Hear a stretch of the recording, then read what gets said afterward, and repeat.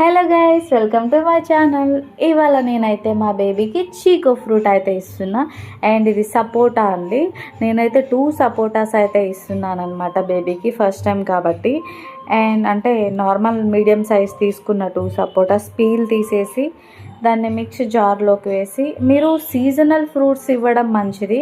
ఎందుకంటే వేరే ఫ్రూట్స్ వల్ల కొన్ని ఫ్రూట్స్కి ఎలర్జీస్ ఉంటాయి కాబట్టి సీజనల్ ఫ్రూట్స్ ఇస్తే మంచిది. అండ్ ఈ సపోటా రోగనిరోధక శక్తి పెంచుతుంది పిల్లల్లో, అండ్ మలబద్ధకం సమస్య నుంచి దూరం చేస్తుంది అనమాట. ఇందులో చాలా విటమిన్స్ ఉన్నాయి. ఈ సపోటా వల్ల అంటే బేబీస్కి చాలా ఎనర్జీ లెవెల్స్ అయితే పెరుగుతుంటుంది.